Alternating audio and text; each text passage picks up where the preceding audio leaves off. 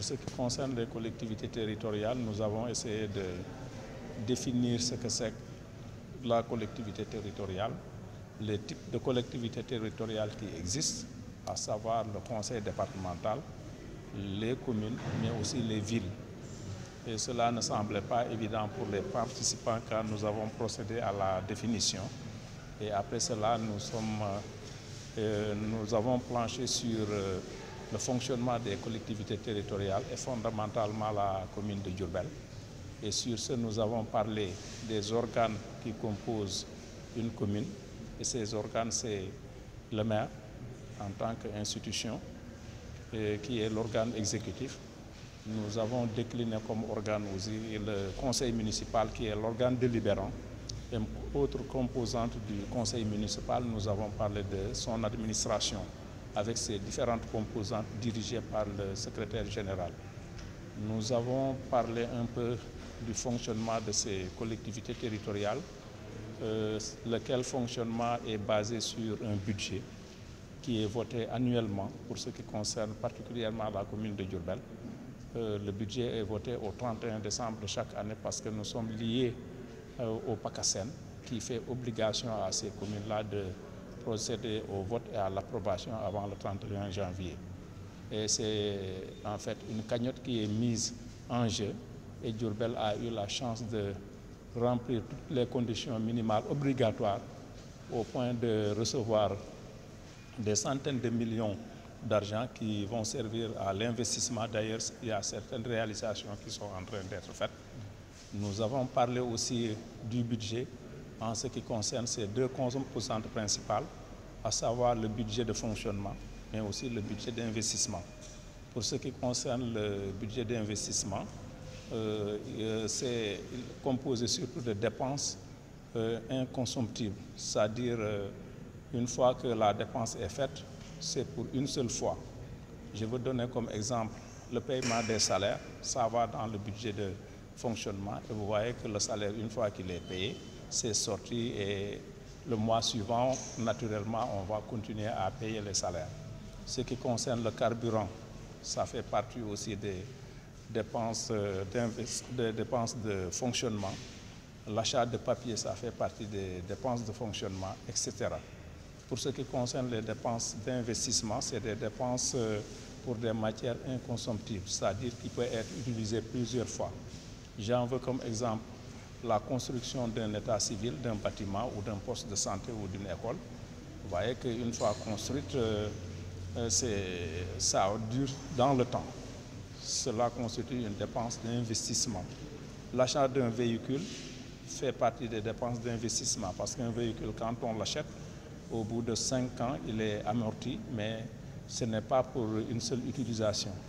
Si on parle encore de l'électrification de zones un peu dans la périphérie ou l'extension et l'adduction d'eau, ça fait partie aussi des dépenses d'investissement. Et c'est sur ces deux aspects que nous avons parlé concernant le budget et nous avons énuméré quelques principes de budget. Et le plus important pour nous, c'était l'annualité, c'est-à-dire qu'un budget, ça dure 1 an. Ça commence le 1er janvier pour se terminer au 31 décembre de chaque année. Et là, cela nous a permis de parler un peu aussi des recettes qui permettent d'alimenter un budget. Nous avons parlé des impôts, mais aussi des taxes. Les taxes, elles sont journalières ou mensuelles. C'est les taxes prélevées sur les commerçants au marché, les charrettes, les Jakarta, les cantines et autres. Ça, c'est des taxes. Il y a aussi les impôts. Les impôts, c'est annuel. On peut parler de l'impôt sur le foncier bâti, l'impôt sur la location de maisons, l'impôt sur le foncier non bâti. Ça fait partie des recettes qu'une commune engrange chaque année pour pouvoir exécuter son budget. Mais au-delà de ça, il y a les fonds alloués par l'État. C'est le fonds de dotation, mais aussi le fonds d'équipement des collectivités territoriales. Le fonds de dotation, c'est en dépenses de fonctionnement. Les fonds d'équipement, que certains appellent fonds de concours, c'est en dépenses d'investissement. Nous avons dit aussi au cours de cet entretien que nous avons décliné le montant du budget de la commune de Diourbel qui s'élève à un peu plus de 2 milliards, décliné en recettes et en dépenses. Nous constatons fort heureusement pour nous que les dépenses d'investissement sont supérieures aux dépenses de fonctionnement. Donc c'est plusieurs aspects qui ont été évoqués en filigrane et au-delà de ça, il y a eu une interaction entre les participants et le modérateur et le facilitateur, je devrais dire, pour éclairer certaines zones d'ombre ou certaines zones d'incompréhension. Et nous avons terminé par un listing fait par les jeunes à propos des activités de jeunesse, les doléances qu'ils ont, les programmes qu'ils ont en matière de jeunesse, mais aussi en matière de sport et de santé.